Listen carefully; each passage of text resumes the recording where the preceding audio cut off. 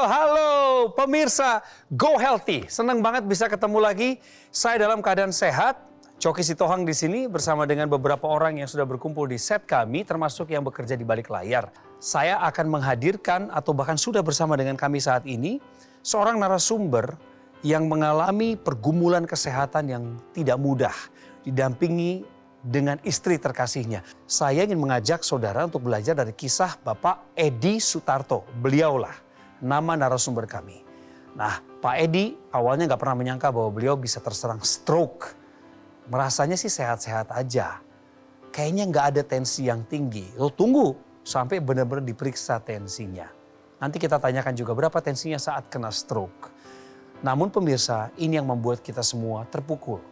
Dampak dari stroke ini membuat kehidupan Pak Edi berubah drastis. Termasuk bagaimana beliau tidak dapat produktif lagi seperti sedia kala. Mari kita berbincang dengan beliau, Pak Edi. Salam sehat, Pak. Salam sehat. Bersama dengan Ibu Farida. Saya perkenalkan terlebih dahulu dua orang praktisi kesehatan kami pemirsa. Inilah Mas Boyke Dianugraha dan Mbak Lula Kamal.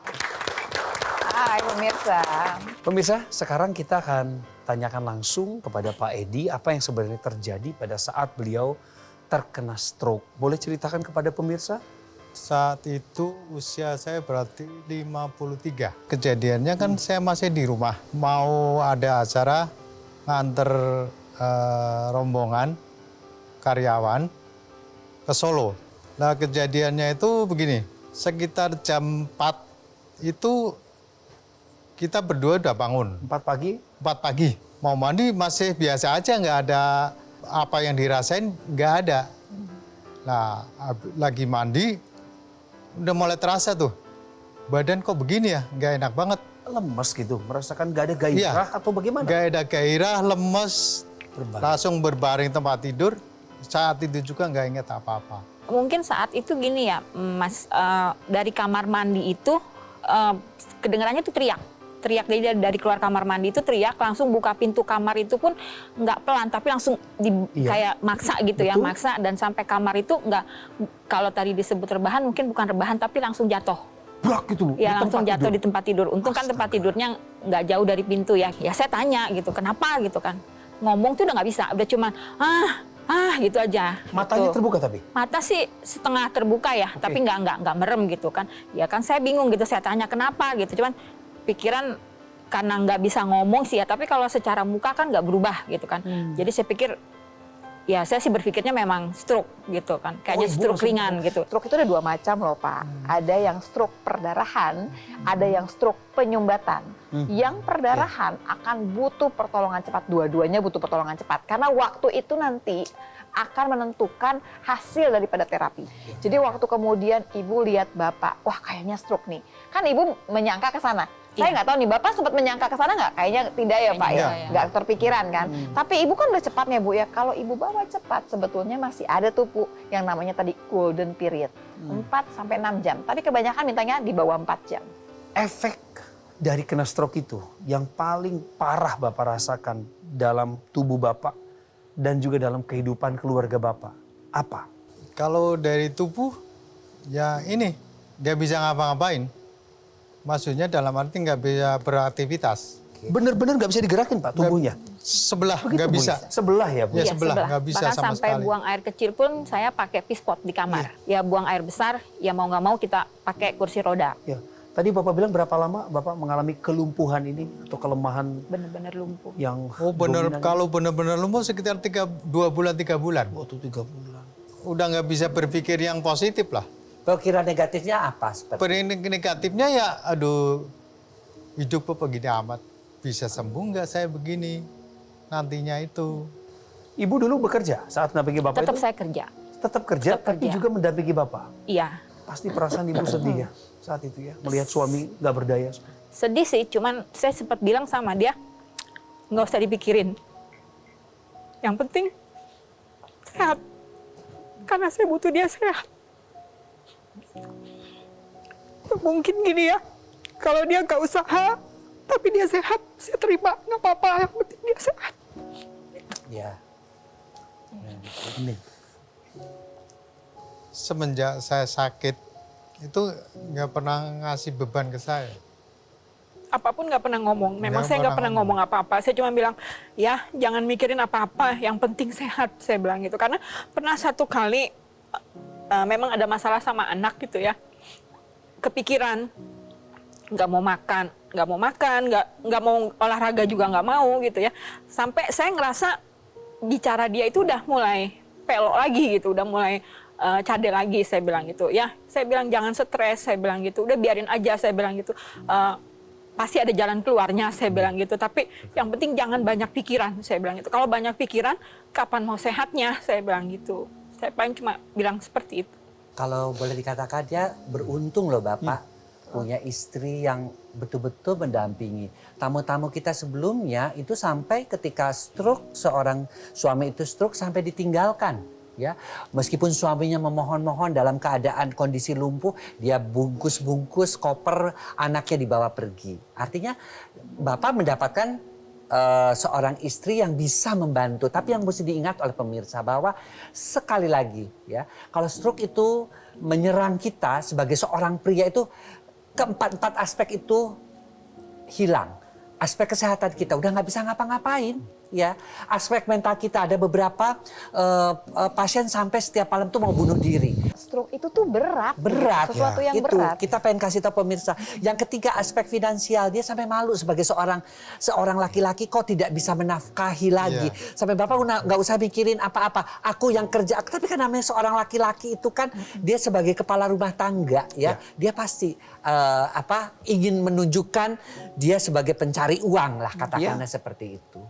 Kemudian yang keempat aspek spiritual, nggak bisa ngapa-ngapain, mau sholat juga nggak bisa, mau beribadah juga nggak bisa. Jadi semua aspek kehidupan pada penderita stroke itu terkena. Oleh karena itu hati-hati jangan sampai stroke. Bapak ingat nggak dulu pola hidup Bapak bagaimana selama ini sebelum kena stroke? Jadi pola hidup saya itu boleh dibilang ya amburadul lah. Namanya juga supir, olahraga nggak pernah, makan juga asal makan. Cuman hobi saya itu makan gorengan. Ngirim kemana aja pasti ada gorengan, hampir setiap hari, pasti itu. Bapak boleh berdiri dan berjalan sebentar ke arah Mas Boyke? Kita mau lihat nih Pak ya, karena tadi waktu Bapak datang sama Ibu, kita nggak tahu yang sakit yang mana begitu. Yang sebelah sini masih ada ya. Iya. Masih ada berat yang sakit kanan ya Pak ya. kanan. Seberapa tinggi Pak Bapak bisa mengangkat Coba. tangan? Angkat tangan segini. Oh. Ini Kalau yang satu maksimal. lagi biar bedanya. Kalau ini jauh biasa. ya. Bedanya jauh ya pemirsa. Baik. Ini yang lemah pada awalnya Pak. Iya, Oh, ini sama sekali tadinya kalau ini pengen pindah harus diangkat. Oh dibantu. Dibantu, bantu tangan. Ya sekarang enggak, udah bisa. Ya alhamdulillah sekarang mah udah bisa ngangkat. Terus Pak, obat barangkali ada yang diminum? Tensi sekarang berapa kira-kira? 175 kalau nggak salah ya. 175. Masih tinggi ya? Masih tinggi Masih Pak tinggi. itu, aduh. Berarti Bapak nih belum terkontrol tensinya. Iya. Kalau Bapak sudah pernah stroke, kita berharap Bapak udah sampai ke tensi yang normal. 120/80, kalau bisa di bawah itu lebih bagus lagi gitu Pak. Diubah semuanya ya, pola makan, ya istirahat ya Pak ya. Semua Pak, olahraganya sudah bagus Pak, dan memang pasti nggak boleh stres. Kalau belum sampai sana, berarti sudah ada obat yang harus masuk di sana. Dan setelah obat dijalani dengan baik, ada tambahannya lagi Pak, supaya semua usaha kita optimal, kita masuk ke dalam teknologi Pak. Teknologi laser yang berhubungan dengan darah dan pembuluh darah. Pemirsa, pastikan Anda tetap bersama dengan Go Healthy supaya Anda bisa menarik hikmah dan pelajaran dari kehidupan Pak Edi. Tetaplah bersama kami di Go Healthy, cara tepat hidup sehat.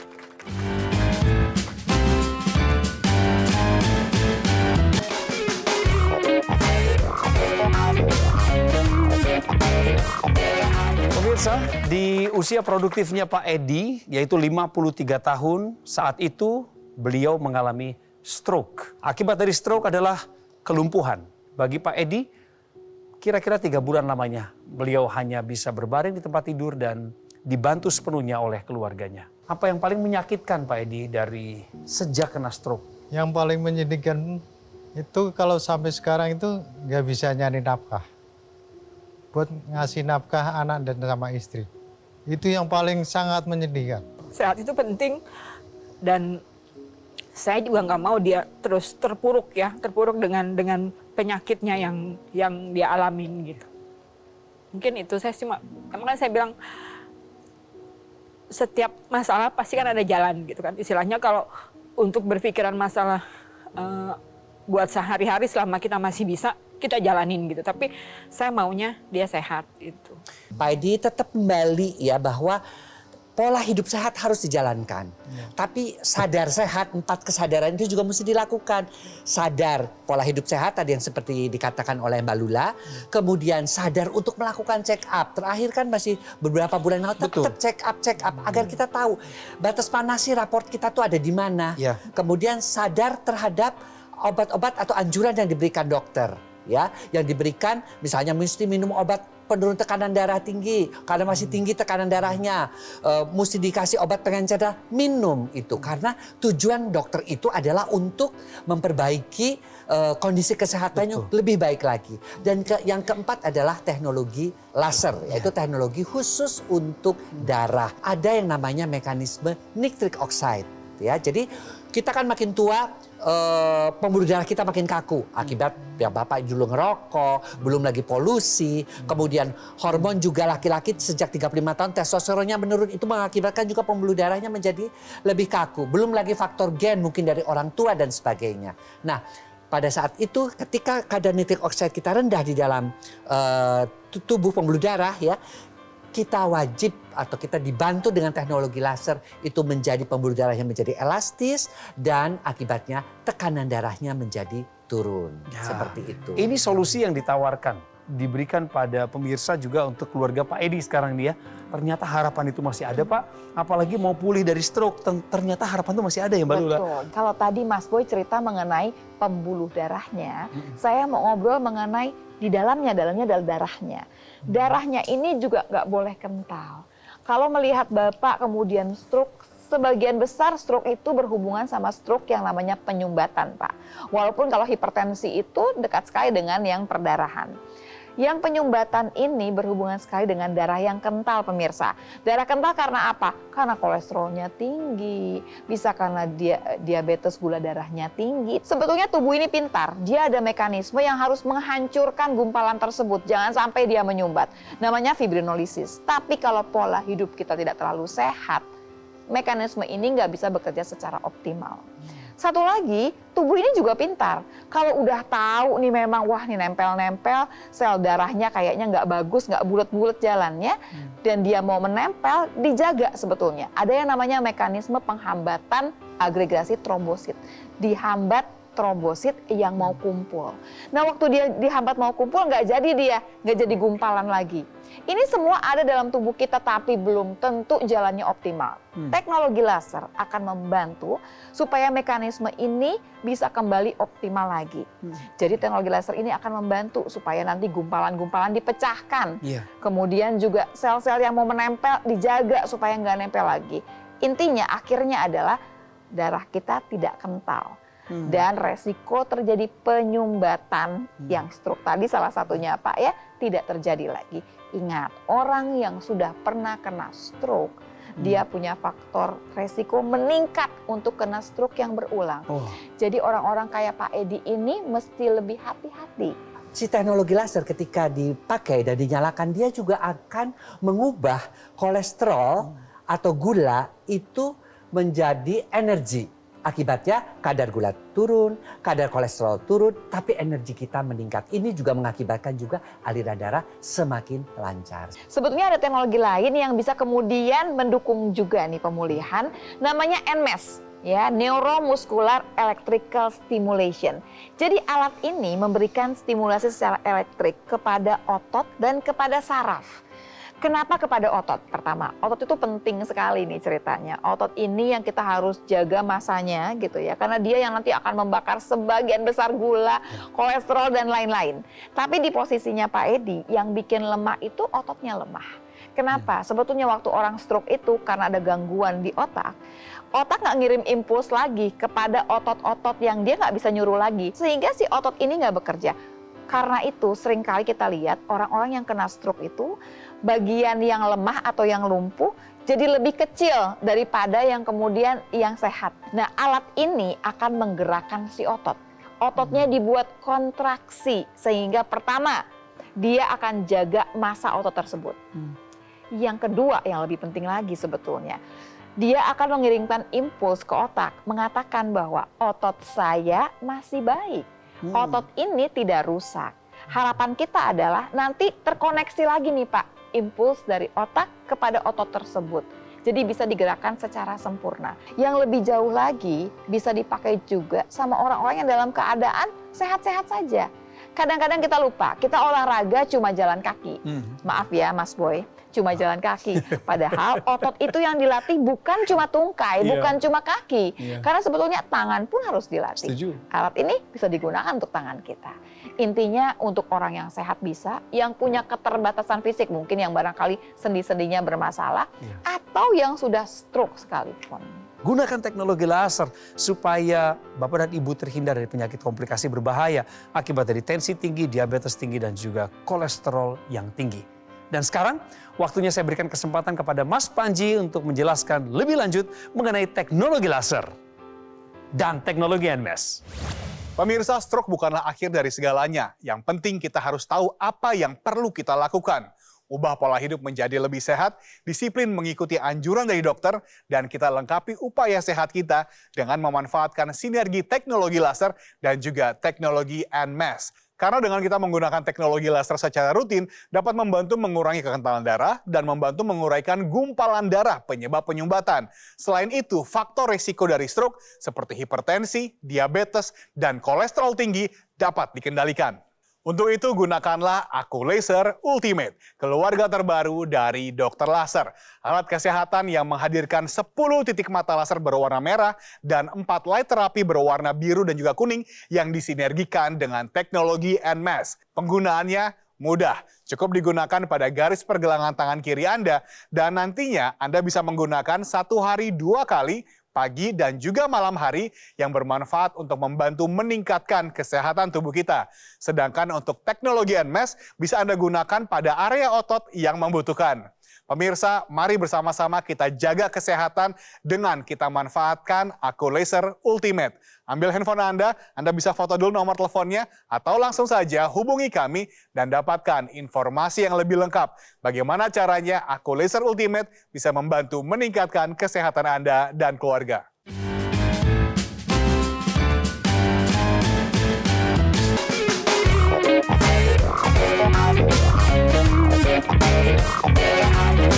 Kembali lagi di Go Healthy. Pemirsa, kalau tadi Anda lewatkan kisah dari Pak Edi dan Ibu Nur Farida, istrinya terkasih setia mendampingi Bapak yang terkena stroke 2 tahun yang lalu. Dan kalau Bapak dan Ibu belum mencoba teknologi laser, saya pikir setelah ini adalah waktu terbaik supaya beliau bisa mengakselerasi pemulihannya. Betul. Mbak Lula, Mas Boyke? Teknologi laser ini seperti yang sudah dibahas di segmen sebelumnya, bekerja untuk darah dan pembuluh darah. Ya, kalau kita nyalakan teknologi laser itu, pertama ada sinar merah. Sinar merah itu untuk melancarkan aliran darah karena dia mencegah penempelan yang mengakibatkan kekentalan darah itu, atau yang sudah nempel-nempel dia diuraikan.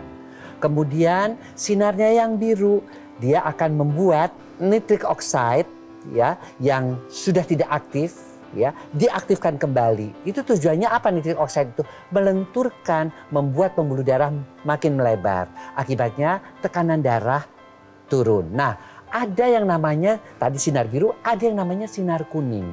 Sinar kuning ini gunanya apa? Sinar kuning ini gunanya adalah untuk membuat tidur kita lebih nyenyak. Karena apa? Pada orang-orang seperti ibu juga memasuki usia menopause nanti ya, ataupun bapak-bapak yang sudah memasuki usia andropause, itu biasanya kadar melatoninnya, hormon tidurnya itu berkurang. Ya, nah disitulah dia diaktifkan kembali oleh si sinar kuning itu sehingga kita tidurnya nyenyak, dalam, dan bangun-bangun itu menjadi jauh lebih segar.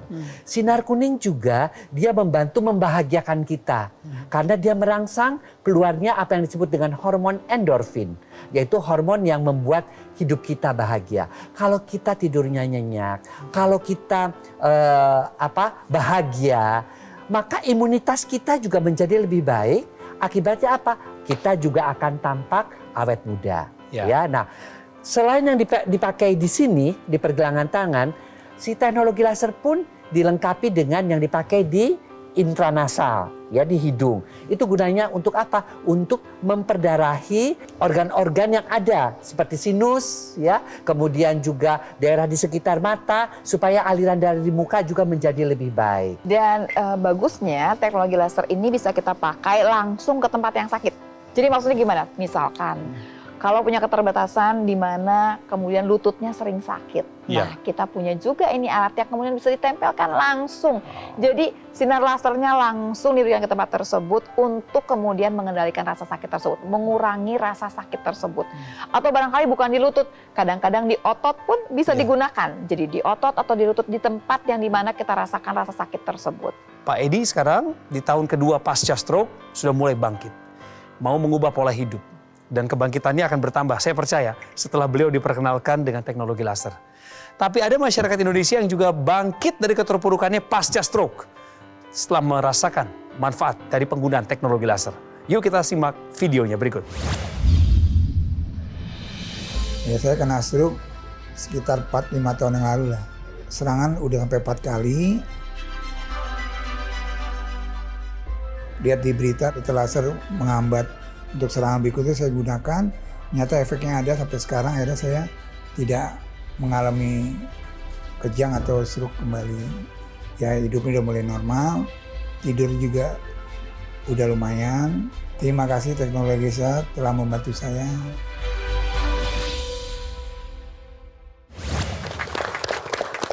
Terima kasih kepada masyarakat Indonesia yang sudah mempercayakan dirinya pada teknologi laser dan penggunaannya secara maksimal. Itulah cerita dari sebagian masyarakat Indonesia. Saya ingin mendengar doa dan harapan dari Pak Edi. Doa saya untuk semuanya, rakyat Indonesia. Jangan sampai kejadian seperti saya ini menimpa pada Anda. Makanya harus kita rutin-rutin ngecek kesehatan kita ini. Saya mengucapkan banyak terima kasih sama istri saya yang sampai saat ini setia dan rela berkorban apa aja demi saya. Mudah-mudahan dia juga diberi ketabahan dan diberi kesehatan. Amin. Amin. Kita tutup doa ini dengan amin. Sama-sama ya, Bapak Ibu. Setiap perkataan adalah doa bagi kita. Dan setiap kekuatan akan membawa pada harapan. Dan kalau orang masih punya harapan, berarti kesempatan baik sebenarnya masih menunggu di depan. Dan berikut ini, saya berikan kesempatan kepada Mas Panji untuk menutup rangkaian acara Go Healthy episode kali ini dengan menjelaskan cara mendapatkan teknologi laser dan teknologi NMES. Silakan. Pemirsa, apapun kondisi kesehatan Anda saat ini, jangan menyerah. Selalu ada harapan untuk pulih selama kita berusaha. Mari kita manfaatkanlah sinergi teknologi laser dan juga teknologi NMES dari Aku Laser Ultimate. Alat kesehatan yang sudah terdaftar dan memiliki nomor izin edar resmi dari pemerintah. Pemirsa, kami sudah menghadirkan teknologi laser ke Indonesia sejak 2011. Sudah banyak yang menggunakan dan juga merasakan manfaat dari teknologi laser. Dan kami terus berinovasi, menghadirkan teknologi terbaru. Oleh karena itulah dengan bangga kami persembahkan kepada Anda Aku Laser Ultimate. Alat kesehatan yang menghadirkan 10 titik mata laser berwarna merah dan 4 light terapi berwarna biru dan juga kuning yang disinergikan dengan teknologi NMES. Untuk teknologi NMES ini bermanfaat untuk memberikan sinyal elektrik kepada sistem syaraf dan juga sistem otot yang bisa digunakan pada area otot yang mengalami kelemahan untuk membantu merangsang kontraksi otot serta mencegah penyusutan otot. Dan pastikan Anda memiliki Aku Laser Ultimate dari Gogo Mall supaya Anda mendapatkan garansi resmi suku cadang, layanan purna jual yang lebih terjamin, dan tim dokter yang siap membantu Anda. Langsung saja hubungi nomor teleponnya atau chat kami supaya Anda bisa mendapatkan manfaat terbaik dari Aku Laser Ultimate.